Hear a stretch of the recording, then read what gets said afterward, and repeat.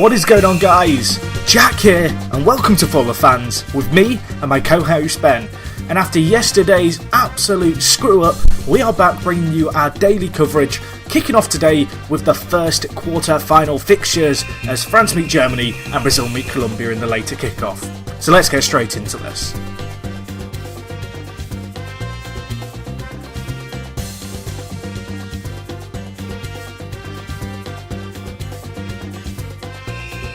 It's Wimbledon, World Cup quarterfinals day. Sorry, folks, easy slip to make. And me and Jack are here to bring you some... Is it Wimbledon today? It's Wimbledon every day until Sunday, yeah. Oh. You've interrupted the intro there. I'm sorry, I don't like tennis. Pretend you're not here. With me, I have my co-host, Jack. How you doing? I'm doing good, thank you. How are you doing? I don't like tennis. I've told you the story, but I feel inclined to tell the viewers why I don't like tennis. Right. I didn't have anything against tennis as a kid. Then I went to the Olympics and watched the tennis, and I watched Tsonga and some other geezer playing a 25-23 third set. Is this happening? Yeah. Right. Is that done? Now the police are here. They're outraged. Oh, well, they've obviously heard about your tennis hatred. They have. It's actually Andy Murray driving it. We've got some actual games to talk about today. Some real-life football matches. Wait, there is real football today? Yeah. Not. My there's word. I was waffling for 40 minutes like yesterday, only for it not to record. That was really annoying. I was tempted just to upload the podcast yesterday with me talking to myself. You should have done. Because that's what we had. That's usually what it is, to be fair. Touché. Where do you want to start? Do you want to start with France, Germany, the earlier kickoff? Why not? Let's do that. So this is the battle of my boys, the French, Pogba's army, and the Germans, who are ill. They are all ill. Not all of them. 7 of them have got a flu illness, says Yogi Love. Maybe they've all been hanging around with Serena Williams. Is it Serena or the other one who's been ill at Wimbledon? Serena's, yeah. This has gone very tennis-based early on. I feel I'm mentioning it now. Yeah, Serena Williams has got... I don't think she spread it to the German national team. Maybe she did. Conspiracies. Okay, well, actually, they did play America, to be fair, and she is American. All makes sense. So... I think we can officially say, breaking news on ForTheFans, that Serena Williams has infected the German national team. Not for the first time, mate, what? Anyway, shall we talk more about this? So, there's a few players, and Lois kind of said, they've got a bit of a cold. Yeah, in Brazil as well, of all the places to get ill. Brazil. Some of the colds are the worst, though. No, I agree, because they're like a horrible kind of mishmash of ill. And it's not real ill, is it? It's like fake ill, because you're not actually... It's hard to explain. Why are we talking about the illness? I don't know. Anyway, Lowe's come out and said that Germany still haven't delivered their best possible performance. I agree with him. Even against Portugal, that was quite easy. Then they were poor against Ghana, scraped through against the USA, and then were relatively average against Algeria. So they've got work to do. Whereas the French have been pretty good.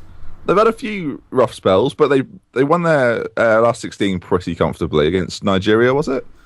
It was 2-0. And then they were good against Switzerland in the group. They beat, Ecuador in the group, Honduras comfortably. Then had a little bit of a weird time against Ecuador, but they've arguably looked more convincing, I would say. Yeah? I'd agree with that. Is this the tie of the round then, France v Germany? I know Colombia v Brazil's big, and of course, you got Argentina, Belgium, and then the other game, which I'm now trying to wrap my brain around, and I'm hoping you're going to come in and save me. Well, I'll tell you that I think that Colombia, the other game is Netherlands, Costa Rica. I actually think Brazil-Colombia is a bigger game.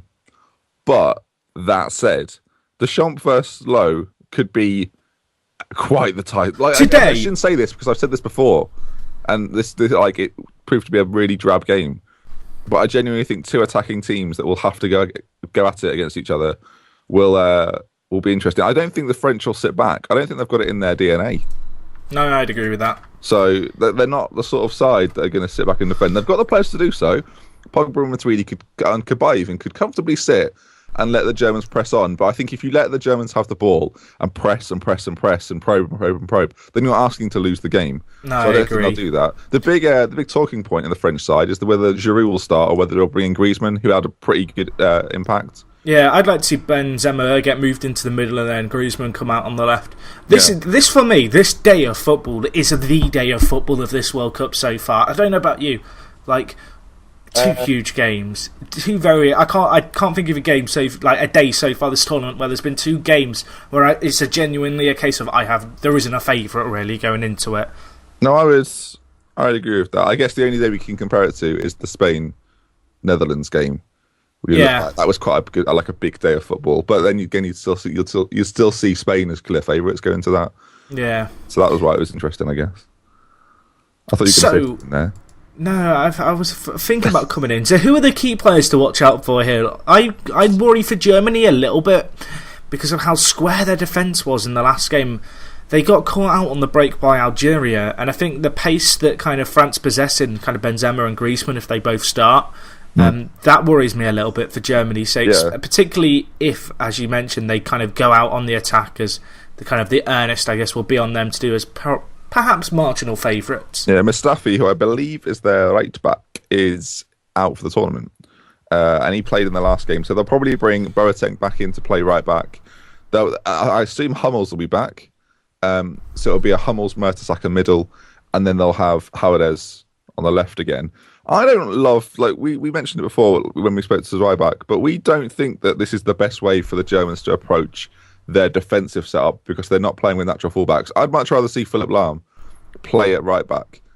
I just think it would make them a more balanced unit more than anything else. I think they'd be a lot better doing that. Arguably even play him left back because I think having four centre backs, you kind of asked to be exposed, especially when you're playing against Valbuena and probably Griezmann today. I think they could cause real problems because they are proper sort of wide attacking floaty kind of players that can cause a lot of damage because they're difficult to pick up.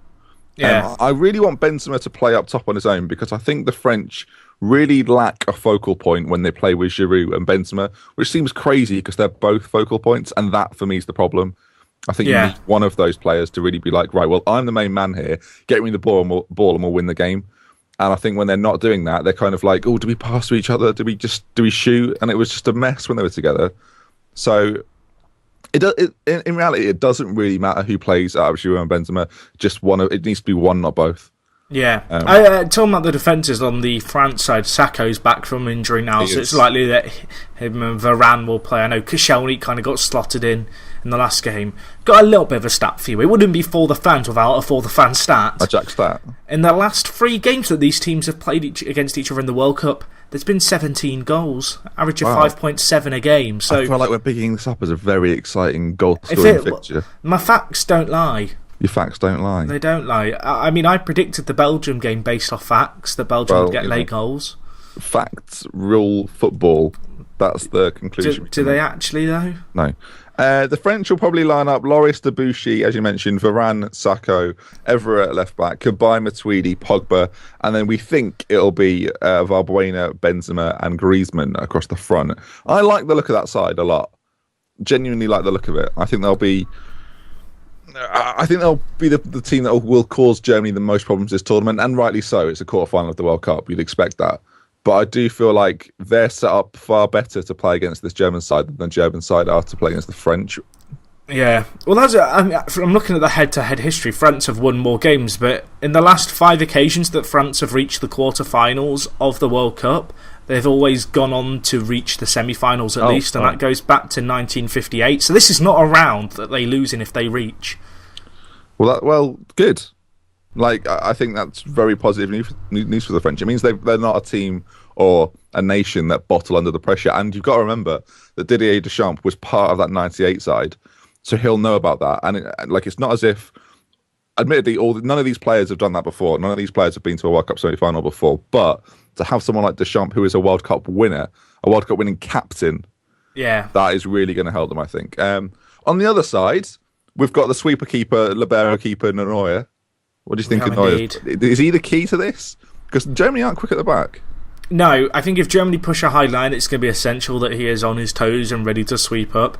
I do feel like, compared to, say, who was it who Germany played in the last round? My brain's gone blank. Algeria. Compared to Algeria, France aren't going to be as direct. I don't think there's going to be that many loose balls over the top for Neuer to kind of capitalise on. No. I don't think he's going to have as much to do in terms of his sweeping. I think he's going to have a lot more kind of saves to make, I'm going to throw you a curveball. being France, knowing that Neuer is quite a risk taker, how do you go about exploiting Neuer in that way? Because you are asking Neuer to take a massive risk every time he runs out. He's obviously a very confident young keeper. But how do you go about exploiting that? Do you test him early with a few of those over the top? Well, as much as I'd say Neuer is a risk, I think you could say the same about Lloris. They're two very comparable keepers. Yeah. There is space to exploit behind the German line, and they haven't got that pace. But at the same time, I think Germany are going to be thinking much the same. And I think... But the French are a lot quicker at the back. Yeah. Much quicker at the back. Yeah, but then, I don't know. For me, I don't think it's going to be that significant or a talking point. I think that this is not going to be... Neuer, whilst he's not always consistent, he's not the kind of keeper who you expect to make a mistake. I know he had that one wobbly moment in the Algeria game where he came out once and had to really shepherd the ball out wide. And the Algeria, I think smashed it into row Z in the end. The reason I ask is because if I'm the French, the first thing I want to be doing is creating that seed of doubt in the minds of the defenders and Neuer. I want to be putting balls just in like equal distance almost between the defence and Neuer. And I want someone like Griezmann to just run onto it. Not even necessarily get there. I just want them to think, okay, who should be getting that? And I think that's kind of going to be the key. That are you going to have Hummels sprinting back and Neuer sprinting out? That is the perfect situation for a French side because you're creating that sort of panic mode in the German side, which we saw against Algeria. You mentioned the Neuer incident where he came out, missed it, and had to run back and make a good tackle. Yeah. It seems weird, but I could see them bringing on Remy in the last 20 minutes. He's not featured an awful lot in this tournament, but he's that kind of player that will run in behind all day long. Yeah. He's a very good sub. Lukaku-esque, kind of what Lukaku did against the USA. Yeah. With just an extra spring in his step.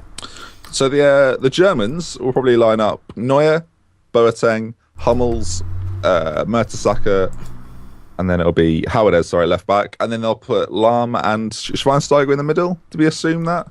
Schweinsteiger's kind of started recently, but he was left out a little bit earlier on. Goetze and him have kind of been vying for a spot there, even though they're not that comparable player-wise. I have a feeling they might bring in Khedira and just play two sitting. I don't know. I think if they play two sitting, it'll be Lahm and Schweinsteiger. I don't think Jogi Löw really likes Khedira. I think he thinks he's a good player, but I don't think he's his biggest fan. And then in front of that, the German side have got quite the options. They like Draxler. We've not even seen in this tournament really. I don't think he's played a minute. I could be wrong. No, he hasn't yet. Which is very surprising for me. Then they've got Kroos, Muller, Ozil, Schürrle, Götze, Podolski to fill those front three, and he can do whatever he wants. This may well depend on who's got this fluey bug. So it's hard to say. And obviously Muller may play up top, or it'll be Klose. Once again, it may well depend on the fluey bug. Klose is a man of experience. It'd be strange for them to drop Muller at this point because he's having such a agree with that. But it's not impossible. So the German side is not as predictable, we'll say that much. They could do a lot more with it, whereas the French side, we kind of know how they're going to line up. So where do you see it going? I'm looking at both the teams. They're pretty well balanced, but the French more so. I think the French know what they are. I think the German side are a little bit... Well, the German side, I really wanted them to convince me last game against Algeria. It was a tricky draw, don't get me wrong, but you expect them to kind of see out the game before extra time. I wonder if that extra 30 minutes, despite the recovery time, maybe paired with the fact that players have been ill this week, might be an issue for them. I believe it's 7 of the 23-man squad. Yeah. I don't think they've actually said who specifically has been ill. You wouldn't though, would you? No, you wouldn't, exactly. But I don't know. I think, for me, I've backed France from the beginning. I don't think it's going to be comfortable for them, but I could see them getting a very exciting kind of 3-2 win. Okay. I'm for that. I think the French could cause... I'm not sure it would be an upset, but not many people were talking about the French to win it pre-tournament. I think Germany were up there in the top 5 favourites, whereas the French were a 6th or 7th. Yeah, they were 22-1 because I've got that on them. So I think your bet might come through. I think the French may well take it. It depends how quickly they start. I was going to say, I think the battle is really going to be in the midfield. It's going to be a case of can Lahm, Schweinsteiger and Kroos kind of match up against Matuidi, Cabaye and Pogba. I think Matuidi, bit of a question mark after his last game, but for me that France midfield is I don't want to say better, but I'm still not convinced about Lahm playing as a centre mid. No. Because he doesn't play kind of how he does for Bayern in terms of how he dictates the play as much for Germany from that kind of deeper position. And for me, I think Pogba and Matuidi are two players great defensively who do offer something going forward. Yeah, and I kind of feel like they might be able to nullify the effects of a player like Kroos and Schweinsteiger. Yeah, the French midfield is a lovely midfield. You've got a very defensive, athletic player in Matuidi. You've got a box-to-box, creative, forceful player in Pogba, and then you've got a little bit of craft with Kabay. Whereas with the German midfield, they're all very good, but they're all very technical. That's the one thing they've got over like every other attribute. They're very technical players. I agree with that. And it'll be interesting to see if Germany can keep hold of the ball. I will dare say this, Jack. Whoever has the most possession in the game will win the game. See, I think the possession is going to be pretty. I don't think there's going to be a difference, and I think this could be a very 50-50 game, as boring as that sounds. I mean, like, even if it's 51% in favour of Germany, I think Germany may well win it. So I'm going to keep an eye on the possession, and we'll talk about it tomorrow. But yeah, I think possession might be the key. Whoever's got more of the ball, whoever can control the game. I think if the Germans control the game, there's not many better sides in international football.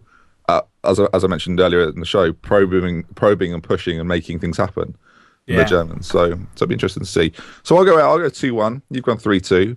I'm saying 2-1 to the French as well, by the way. So we're both backing. Oh, excellent. Both backing en français. We can move on to what I believe is the biggest game of the day now, if you like. I think the other game's bigger, but I think they're pretty. Both are exciting now as well. I know today is going to either be the best day of football ever, or it's going to be 2-0 that go to penalties. It's going to be hugely underwhelming, or it's going to be great. Right. Do we want to start with Brazil or Colombia? I'll give you the pick. Ooh. Because I've got a little bit to say about each. And I love the choice. Let's start with the underdogs. So Brazil, Neymar. No, Jimmy Rod, number 10. Number 10 on his shirt. He's not really playing the number 10 role for them. Well, he is. I think he is. Well, officially, according to the like the FIFA starting 11 thing, where they try and make a crappy graphic that shows their shape, he was playing the left wing. Yeah. He is left-footed. He has played out on the wing in his younger years. He definitely wasn't out on the wing. It's a really weird shape that Colombia play. Okay. Because they kind of play a 4-3-3 with Rodriguez kind of sat in the middle off Martinez and Gutierrez. Is it Gutierrez, I want to say? And then Cuadrado kind of plays right centre mid, but he just goes on wanders at times. But then Zuniga and Armero, offer that entire width. It's an odd kind of setup because it's not often you see a 4-3-3 that really utilises wing backs and pace out wide from the fullback position. But Colombia have done that really well. A lot of their build-up play comes from Armero and Zuniga really pushing up and almost making it kind of I want to say a two-man defence with two very good holding midfielders in Sanchez and Aguilar. I think that's how you say his name. And so for me, I think that's going to be key this game. Brazil have worried me. Their fullbacks, Alves and Marcelo, defensively, I'm not convinced. I'm going to be honest. I'm just not convinced that they have that defensive game in their locker, and I know it's a little bit of a cliche to say, and with Brazil you don't really expect their fullbacks to be great defensively. You think about the old kind of Brazilian fullbacks, as much as Cafu and Roberto Carlos were very good defensively, they were equally as responsible going forward. Yeah, well, that Brazilian side was known for having explosive fullbacks, and this Brazilian side is also known for that. But as you say, Cafu was a slightly better defender than Dani Alves. Some may argue a far superior defender. Whereas Carlos was a funny one because Carlos would often play like a left winger while being a left back, and Brazil would play a system as such where they would have someone like Dunga kind of fill in that Carlos role when Roberto Carlos was allowed to go free, and the same thing happened with Real. The Colombia team and the way they're playing now actually reminds me of the Brazil team of 2002. Because that Brazil team in 2002 didn't have very good wings. And I know Colombia have Cuadrado, but besides him, there isn't that much explosive width about them because of the way in which Rodriguez has recently, for Monaco as well as at national level, started to play a lot more centrally. He never had that pace out wide.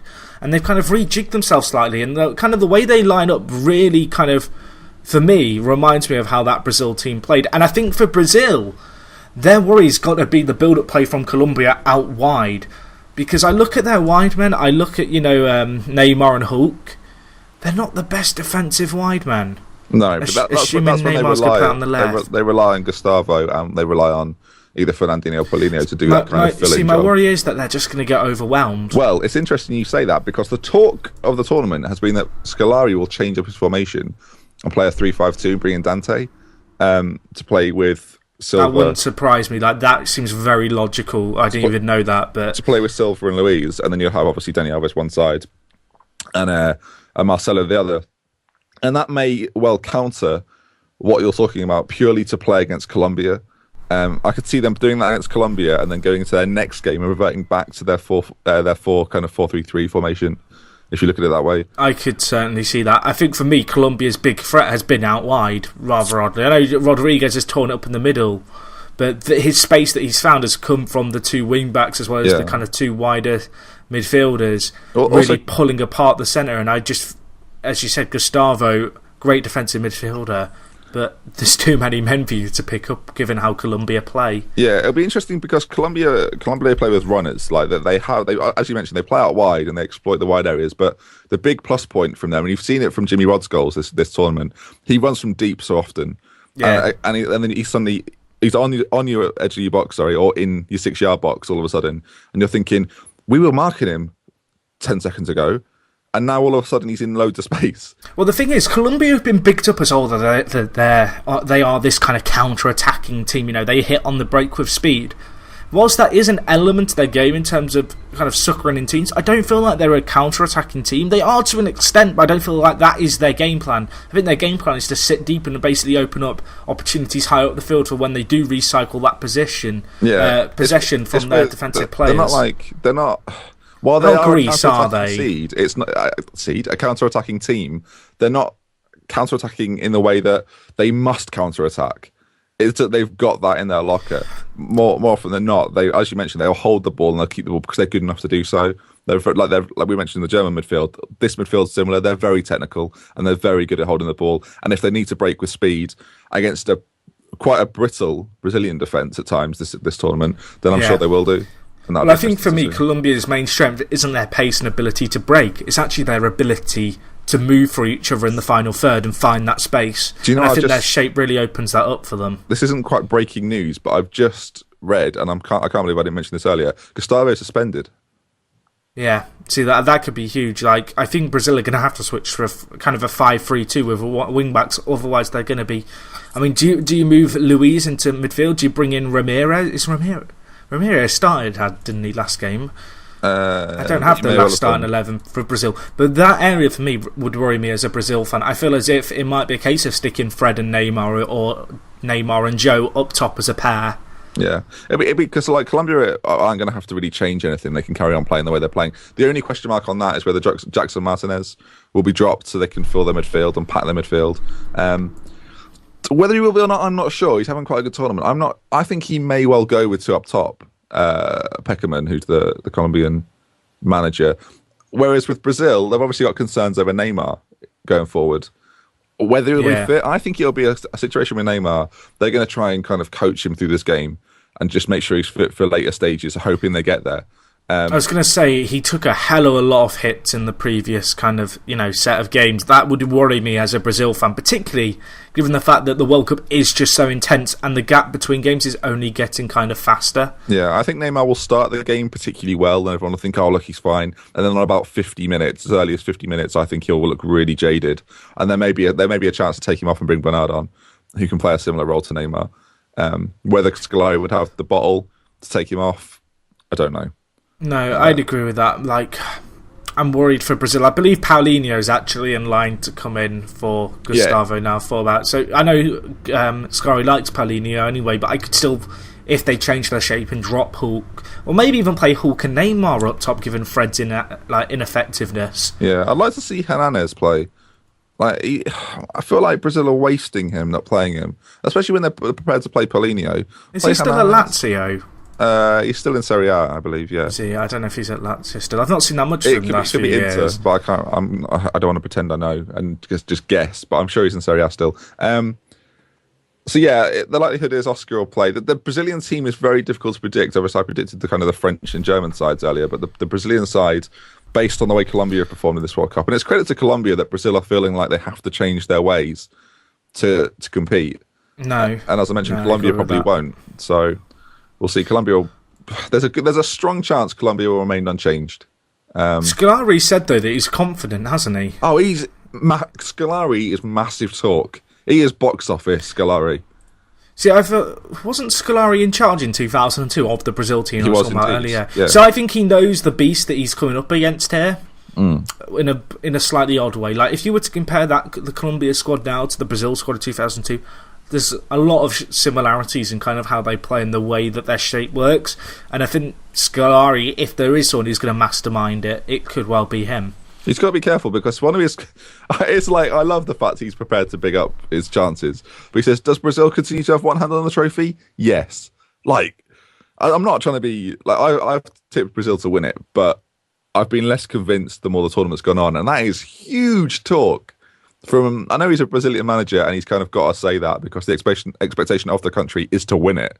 Make no bones about it. They are not there to, like, be a finalist. They are there to win that tournament. And he believes there's 3 steps to go and they'll do it. So while it might look like misguided confidence from an English fan's perspective, I'm sure the Brazilian public are loving his confidence. I was just thinking, if Scolari does... I could almost see Scolari lining up how he's lined up in 2002, which was... I said it was similar to Colombia. They actually played with, I think it was Ed Milson, like as a kind of third centre-back who would drop into the play. Libero. Well, no, he played more like a half-back, if you want to go down the FM terms. I'm just tempted. But then he played Rivaldo and Ronaldinho off each other, and I just wonder if he might play Fred or Joe up top, and then maybe Oscar and Neymar just off him, kind of in that Ronaldinho kind of... The thing is, I think Hulk has got a guaranteed start in this team. It doesn't convince me with Hulk. No, I know, but he's consistently inconsistent. Scolari loves him. Me. That's the thing. Scolari's waiting for him to just go off on a game, and this, like, he'll like. I see a few Brazilian players thriving against Colombia, and I think if there's one man in particular, I think Hulk may be the guy. I sound like I hate Hulk. One of my favourite footballing videos involves Hulk. He's playing, I think it's Porto v Benfica, and he gets the ball out wide, and he's playing away. At Benfica, and the Benfica fans start making a monkey sound. And he just cuts inside and hammers it into the roof of the net, and then it just goes completely silent in the area where the fans are like filming from. But he is that kind of player who can get the ball and just hit a sledgehammer, but on the same day he'll hit 5 or 6 over the crossbar, which is why I don't know. I think if Brazil go to a 3-5-2, I struggle to see where Hulk fits in unless you're playing down the middle. Hulk could well be the man to miss out in that situation. So where do we see this one going then? We've given our predictions for the other fixture. This is going to be a stunning game, I think. I was picking up Colombia the last few days, and then I've looked at it now, and after discussing all the talking points that have kind of popped into my mind as they do when we talk about the podcast, I'm actually now pretty convinced Brazil are going to win. I think they could win it 2 or 3-0 as well. I feel as if they play 3-5-2, they'll win. If he sticks with the 4-3-3, would you say? It's a funny shape. Then I can see them struggling. I thought, and I was prepared to back Chile to beat Brazil. I now think that Colombia are a better version of Chile, and Chile came very close. So I think Colombia... I think you're underrating Colombia a little bit by saying that they won't be able to adapt to a 3-5-2. So I do think Colombia will win.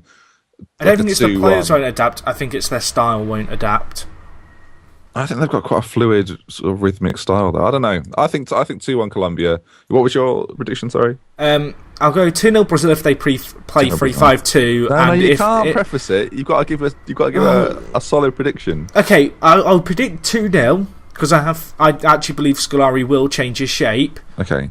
But my unofficial prediction, if Brazil line up as they did before, is they'll struggle. All right, my official prediction is 2-1 Colombia. My unofficial prediction is 3-0 Brazil because I want to both have cards in each.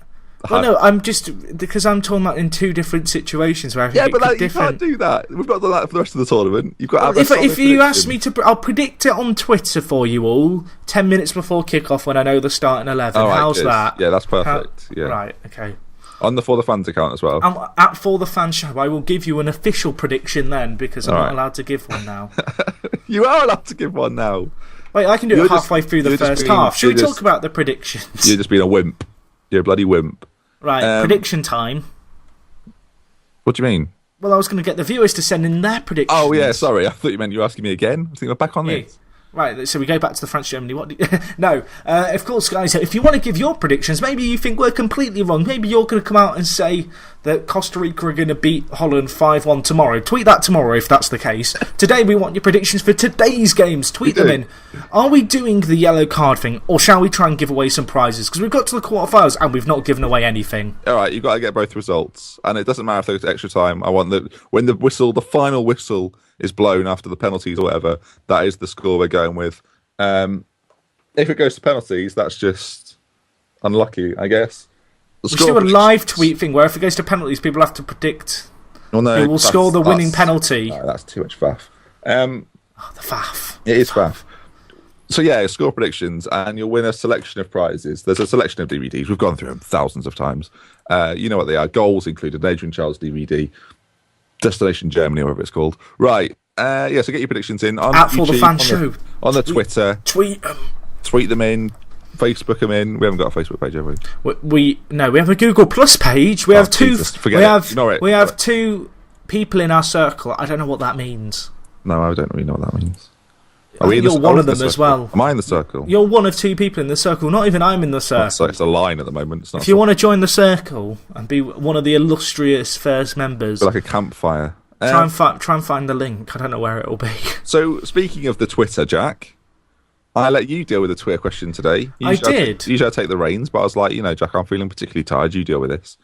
So, what was the question? So today's question was, with yesterday's show absent, how did you spend the extra 45 minutes of your day? Of course, we had recording issues where we just had my audio track. As much as I would have enjoyed hearing myself for 45 minutes, we decided to spare you all. Right, go on. What did people say?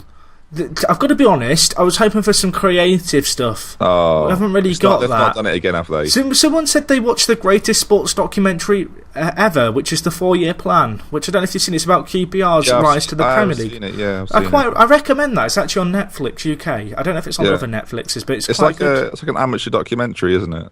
Should we talk about football documentaries? We need a talking point. What is your... I don't know if you saw the Two Escobars. I've not, but I've got it on my to-watch list. I recommend that. There was the other... I can't remember what the name of the people who do those films are. Is it ES... I can't remember. But the same people who did that documentary actually did one on Hillsborough, which got broadcast in the USA, but it hasn't been broadcast in the UK because obviously the Enquiries still going on. But that's really worth a watch.